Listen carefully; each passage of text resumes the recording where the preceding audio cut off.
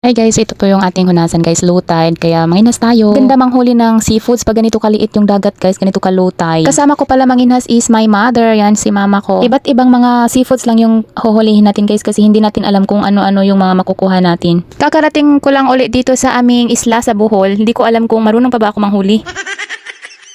Ba na yung tingin ni mama guys kasi lagi ako nagpipicture. Mama ko kasi guys sobrang mahihain kaya mahihiya yan pag tayo'y magpipicture or magvi-video. Kaya tuloy masama na yung tingin niya sa akin.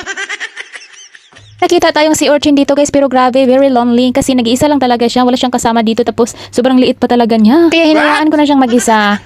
Hindi ko na siya hinuli guys. Kaya meron naman tayong nakita dito sa batong to, ito ay tinatawag naming tandok-tandok. At dahil wala namang lagayin si mama sa kanyang mahuli, ayan binibisita ko kung ano yung mga ano niya nahuli. What's your kuha? Give me your kuha. Kung nakikita nyo guys, meron kami mga dala dyan sa aming lagayan. Meron dyang bahaw or kanin guys at saka tubig. Meron din ako ditong nakita kakaibang nilalang guys. Hindi ko alam anong tawag nito. Purple yung ano niya, color niya. Baka ano to, bot-bot. Pero gusto ko sana siyang kunin guys. Pero ayaw niya magpahuli. Ayan, dumidikit talaga siya. Kaya hayaan na natin yan. Gusto ko sana makahuli lang iba't ibang klase ng shell pero lagi kasi itong nakikita ko itong tandok-tandok talaga. Kunin na natin. At pinuntahan na naman natin si mama guys at meron siyang nahuling oyster guys or talaba. Pakasarap nitong kilawin. At meron na din ako nakitang ibang shell. Ito ay tinatawag namin na taktakon. Tinatawag siya na taktakon guys kasi pag naluto na siya itataktak mo lang siya. Ang bilis lang niya makuha.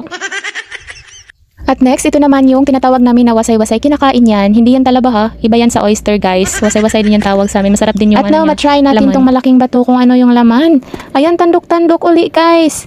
Alam nyo ba guys, madami talagang shell dito sa amin before. Aso nung dumaan yung mga madaming bagyo, nagkawala-wala yung mga shell dito. Tapos marami na ding nakadiscover na marami ditong mga shell kaya madami ding nanguhuli. Kita nyo guys, karamihan sa mga nahuli ko is yung tandok-tandok. Triplets pa nga yan oh.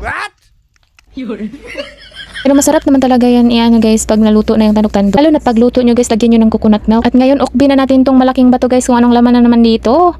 Ayan, isa lang talaga yung laman sa laki nito.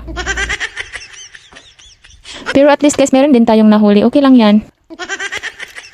Meron tayong nakita ditong miring-miring. Makain daw to guys, kaya hulihin na natin siya. Mag-ingat tayo guys kasi mga talaga to pag hindi kayo mag-ingat.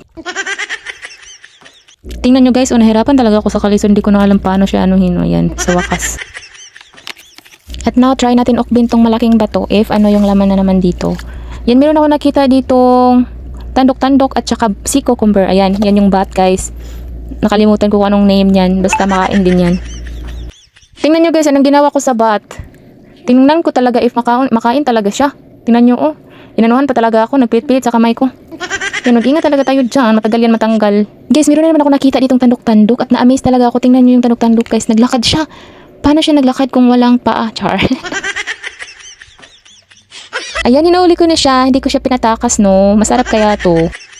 Ito naman yung shell na mga nahuli ni mama, oh. Ayan, binigyan niya sa akin. At meron ako dito nakita. Tinakbuhan talaga ako ng crab, guys. Kaya, iniwan ko na lang siya. Tapos dito, meron naman ako nakitang ibang nilalang. Di ko alam to. Tinatry ko kung kagatin niya ako. Hindi naman talaga niya ako kinagat. Ayan, naglalaro pa ako dyan. Hanggang dito lang muna yung vlog natin guys. Just wait for the part 2. I hope nag-enjoy kayo sa aking video.